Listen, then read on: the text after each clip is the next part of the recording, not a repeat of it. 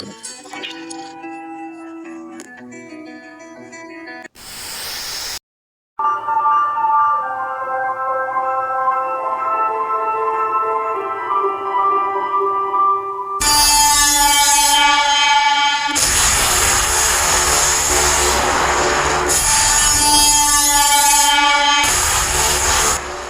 does everything before 1450 Caesar just do dirty and break out when he's after?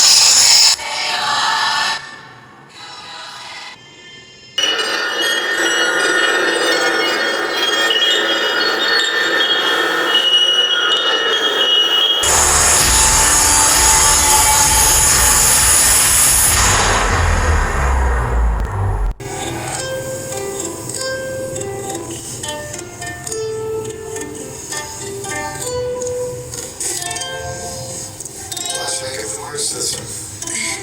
Okay. Here it goes.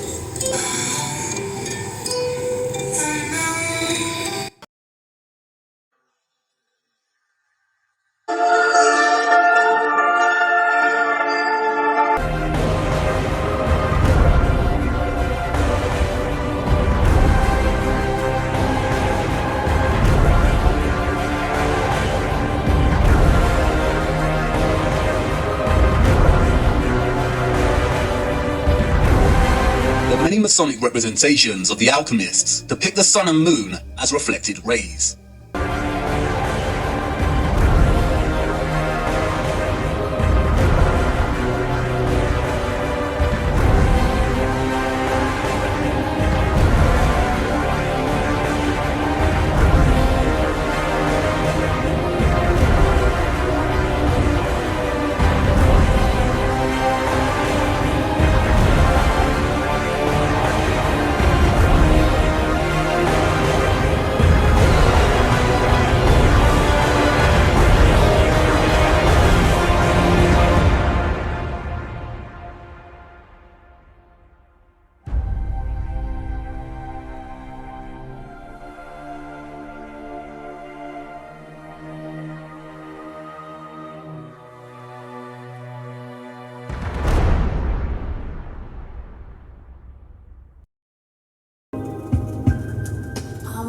Moon, firmament, night and day. Everything brand new this is. Why spend my money when I can spend your money? Money new too. 50 on the president. Earth. New earth. Nigga don't touch it. Smell It's like all. money and we smoking on. Honey in the pack, keep the beeswax. Herman's bag, got my bitch. Toroidal 369. 300, 400, 500 years ago, it was all inserted and we don't even know. And the firmament came around and then we got celestial bodies reflecting up off the ground to the black sun. And then in the core we got a vortex. Wait, yeah, there's more. Bitch cry for me like grand. A mirror.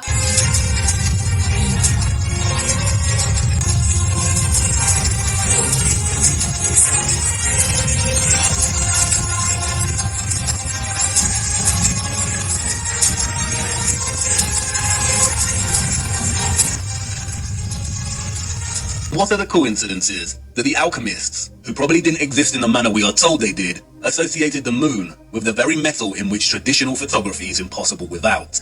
This is not a coincidence. Those of the old world had a hand in rendering the image on the moon.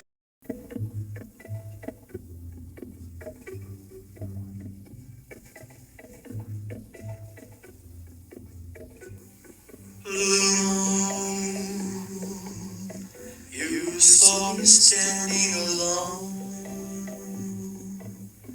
without a dream in my heart, without love. And it's not a constant, fixed wall. It is continually melting and refreezing with the revolution of the pole over the course of a great year and each astronomical age.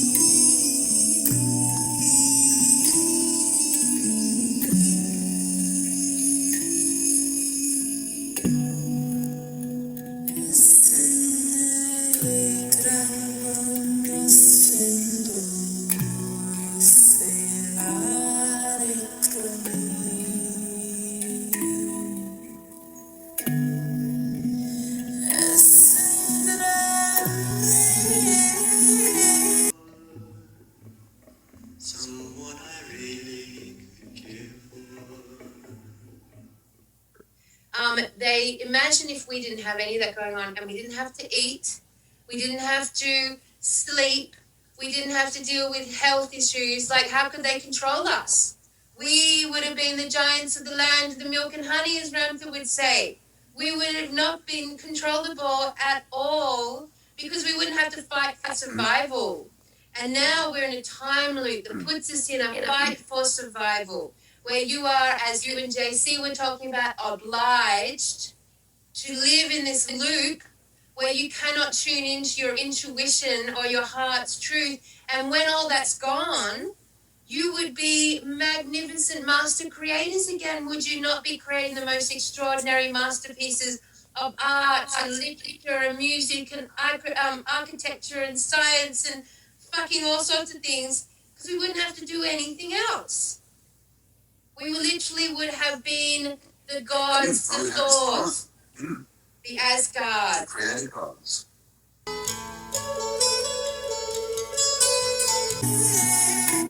An incarnation loop, a cyclic process, a loop, that you need to have that parameter of a loop going on in the brain, the way the brain is wiring and firing, in order to actually manipulate it, in order to actually program and control it. And they set it up with a time loop by removing the sun, introducing the night, introducing day, introducing time and space, and we've been trapped. Just imagine never having the thought of what am I going to do tomorrow, because there is none. It would just be like an infinite whatever now, right? Like it's just a completely different way of thinking. But that's really interesting, the loop, right? I mean, we wake up every morning, right? You know, people say we're reborn every day, right? Because that's what it does. They put us on that recycle, and then of course they can introduce, you know, repetition, jobs, and all this kind of stuff, and then you're completely in a loop. It makes sense. If there was no night time, when are they going to tell you to turn up to work? Yeah. Because there's no time, right? That's right. They need a container. It would be very hard to sort of. They need a container. Which is their Artificial prison. Torturous. Had shut them up in the underworld, Tartarus. That's why the person sent me this link, and she actually told me that it's about Tartarus, and she wasn't sure whether this is Tartaria. And I was like, holy shit, this could be. What if I told you that Tartaria wasn't just a country, but could potentially be the whole Earth? Well, let's investigate. Now look at this. Tartarus. Place where the wicked are punished after death. In synonyms is Gehenna, Hell, Inferno, Infernal region. So, see what I mean? It all starts to connect for me. Now, according to this mythology, it could be that Earth is prison. Just like in an asylum, punishment, a place where the wicked are punished after death. Perhaps we lived somewhere else and we are punished to be here on Tartarus, right? They say that Elysium is something that is up there. Tartarus is something that is down there, say underworld. God's perspective, who are living above the dome or outside the dome, Earth could be the underworld, because there's also the caves under that, which is the real underworld, where the Titans could be, according to the mythology. So, a place where the wicked are punished after death. Death, Tartarus, the whole region of the Earth. That's crazy, isn't it?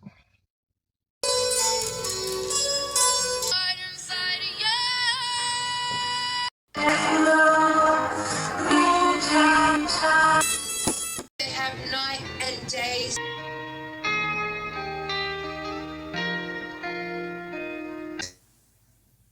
time and their space, it makes a box. Night and day. They need that container in order to enslave us.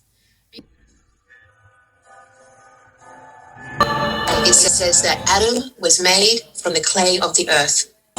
And we deem these people as the new arrivals or the reset people. Actually, like creating humans there is what people think.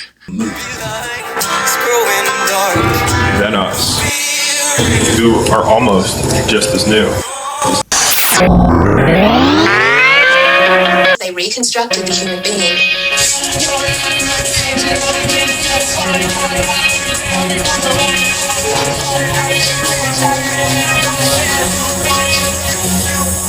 Now the world is grabbed, the whole world is here, but I can't have something.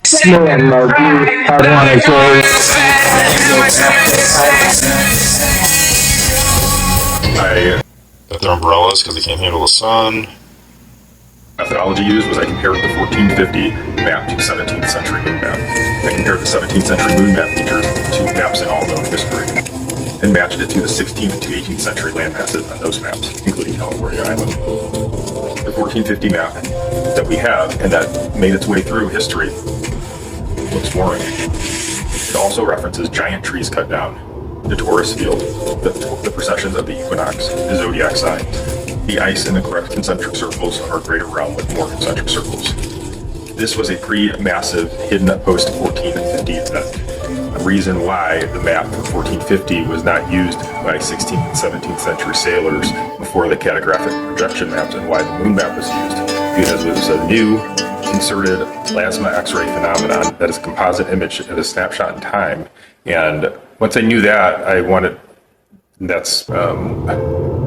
to, and then I looked at these maps tonight. It just all clicked in my head.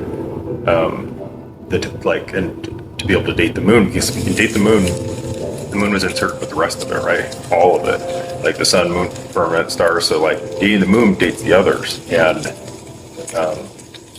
so like that land of milk and honey, the Asgards, the creator gods, it wasn't like I was thinking 4,000 years ago, right? It was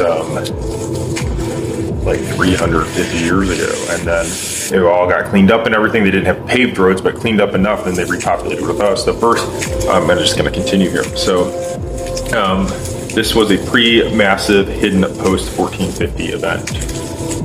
Waters receded, X-ray composite plasma moon projected and imprinted the time period with it.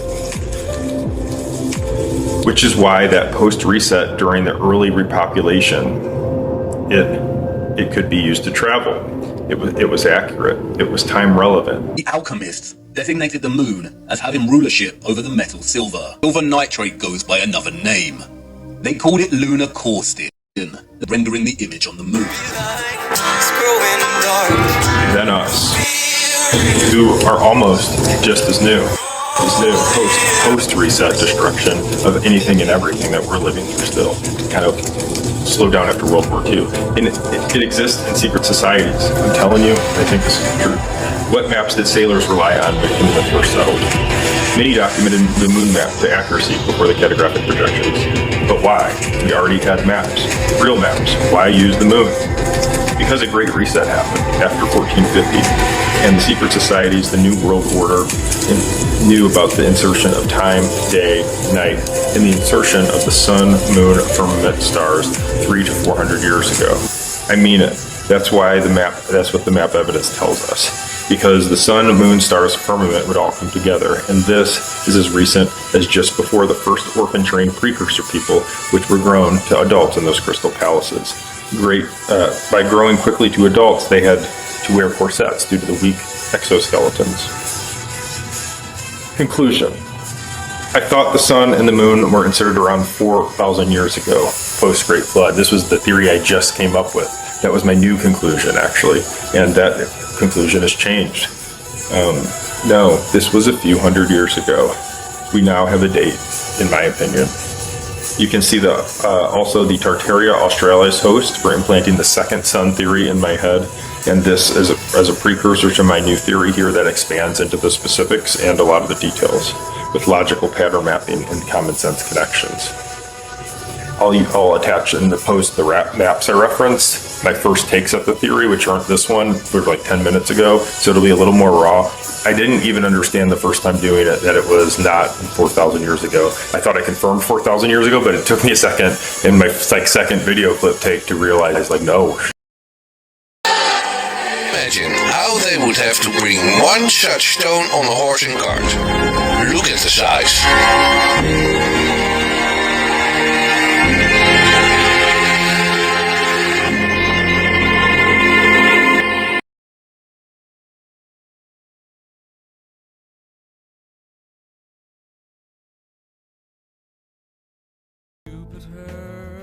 Lines with Mars, then peace will guide the planets, and love will steer the stars. This is the dawning of the age of Aquarius, the age of Aquarius.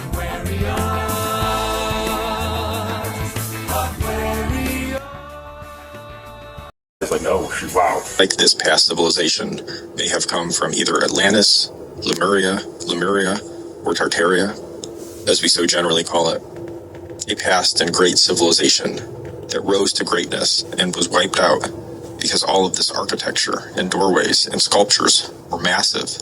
We tend to believe that these may have been giants or just the people larger than us. There was a cataclysmic reset that wiped most everything out, and yet pockets of people and architecture and animals and massive trees survived. I think people in this past civilization would have survived this cataclysmic event, and I think they may have something to do with our repopulating and perhaps genetically modifying us, being in their image, but a little smaller. I think we were genetically engineered, populated, and distributed throughout the realm via orphan trains and many other modes that I believe are false histories. I think the same genetic race may have been used twice already in two different resets. We see reset evidence of giants, and we also see reset evidence of architecture that is much smaller, but clearly from a massive civilization, including such things as trains and infrastructure that are made for people of our stature. I think the controllers of this realm, which are similar to ourselves, were put in place by the true controllers of this realm, who to me are unknown, and perhaps are giants living beyond this realm. I have no doubt if there's another reset, they will repopulate and restructure the narrative, the timeline to suit the people. This whole day and night cycle was implemented, right? And it's operated, and the true Garden of Eden is through that true north vortex at the very center of the moon. And everything also is above, so below, like below, and we can't go there, right? And we're way off. It's not where Mercator was a complete psyop. It's the true north, not the magnetic north, as we're out near. Beliefs. The author talks about a monk who drew maps of the world. They believed at the time that there was a giant mountain in the center of the earth and that the sun went behind the mountain, and that's why it disappeared at night. Quick tangent I think you guys might find really interesting. So across all of like the ancient cultures, they all believed some variation of this idea that there's a mountain in the center of the earth, or that there's a world tree. In the Bible, we have the golden lampstand with the ball on top. As of right now, I believe that it's all the same concept. They were just describing it differently. So in the Norse mythology, Yggdrasil, I think that's how you say it, is the cosmically large ash tree. It's made of black ash that stands at the epicenter of the Norse cosmological system. That's literally just black rock. And I really think that there's a case to be made that when it says Noah and the Ark rested on Mount Ararat, I think it was on top of the mountain in safety. I don't want to get too off track, but this is another 1800s book. It's called Paradise Found, The Cradle of the Human Race at the North Pole. They posit the exact same idea that the Ark rested on top of like the central mountain. And I never realized it, but the Aryan word for Arctic literally has the word Ark in it. So I'm telling you all of this because I want to show you this engraving that I have from the early 1800s. It's the appearance of the sky at Port Leopold, which is an island off the coast of Canada. I'm pretty sure it's just like a military base now. Does that not look exactly like the concept of a world tree, or like the menorah, the golden lampstand with the branches coming out? My theory is that this would be like the world tree or the golden lampstand, and Jesus put his church on the rock.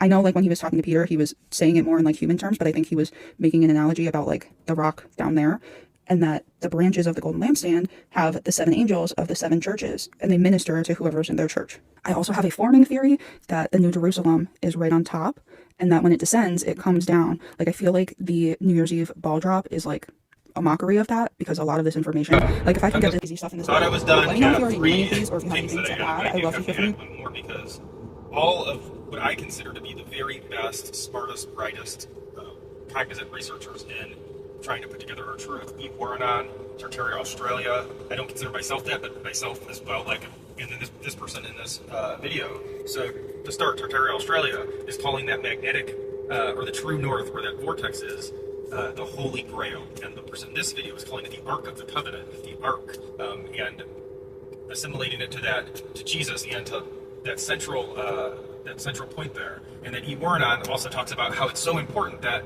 even those like old maps with it showing Antarctica, the land, and Black Rock, Northwest Negra is actually controlled opposition, and so a lot of flat earthers have cognitive dissonance with it. And the true north is like further up north, and almost impossible to get to by a compass.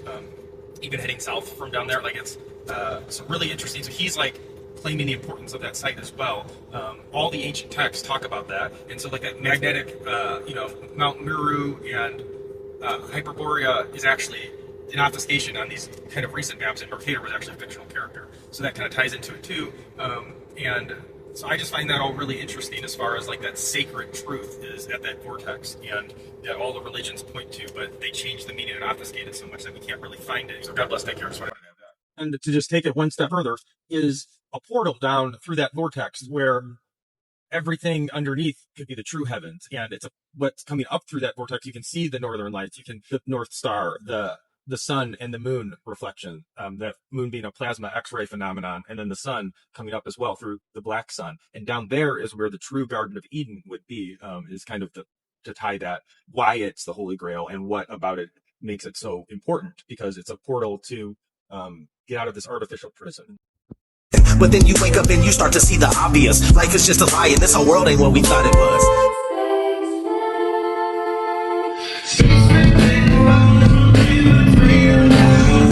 Support all my subscribers. Taking away the sun, descending us into darkness, introducing the night, created a time loop. Got an update. So another thing lines up with this. It's all the puzzle, right? Like I did so much research for my timeline documentary. The one I did, it's a ton of work to put together a full timeline, to be honest. Like every time a day I was doing this, like, why did you choose a timeline? I dated the start of that known period, 1450, which is the date I keep talking about now for this. Everything's lining up, right? That was the abandonment of the Norse settlements in Greenland. That was like the first known historical event here. So like, wild stuff. 100 years ago, a man named Enoch describes walking through the moon's interior levels, guided by beings of light, shown the mechanism that measures the night. The seventh chamber is still there, the wheel is still turning, and every 29 days, the moon completes another cycle. It's just finally, I've been digging, and it's just like finally, I think I was able to put it together. So, and this isn't information anywhere. He makes signs, but the information doesn't light up the moon. Who does? It is the black sun. Like out there, and I just put it together, and it's not loading. Okay, so let me transition to a voice memo. I just want to get it out.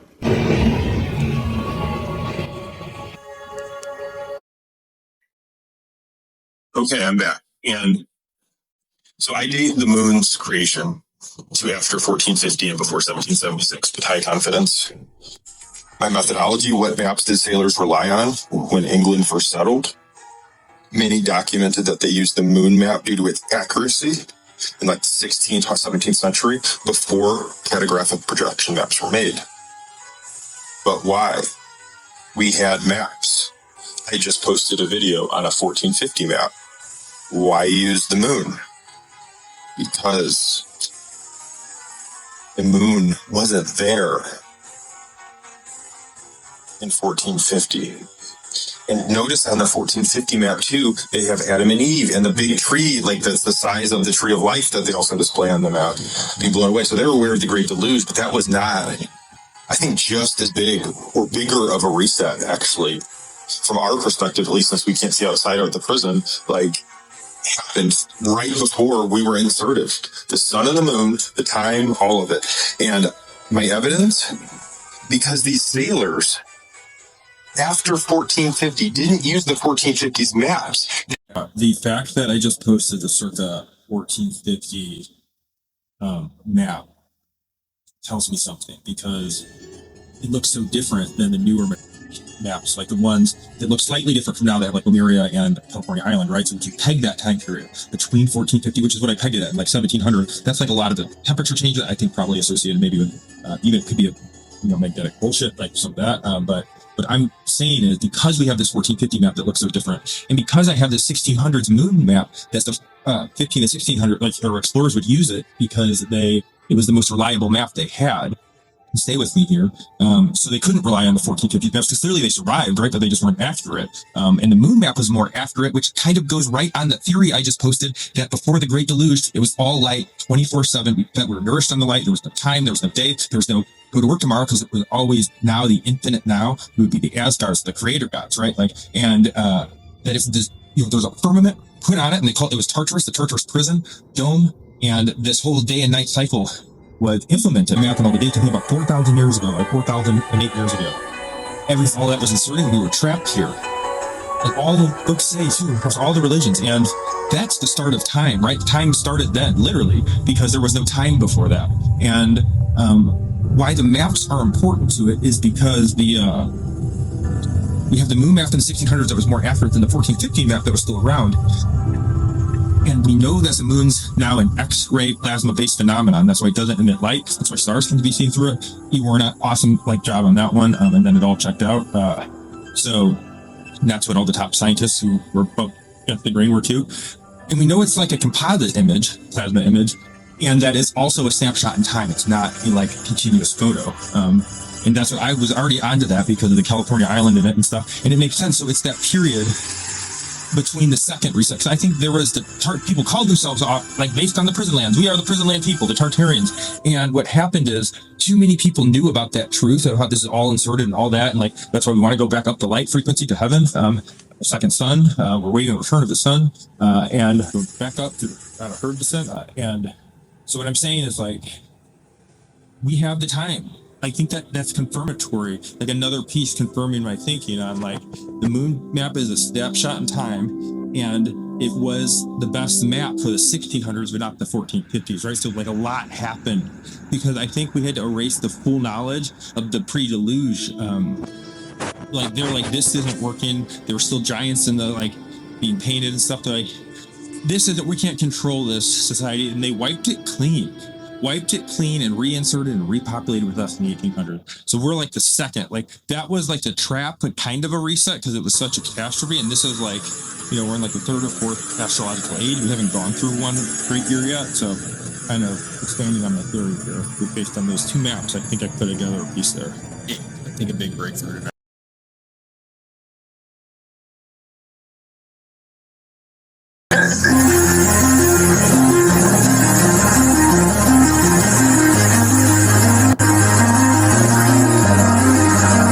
This energy existed in the 1800s.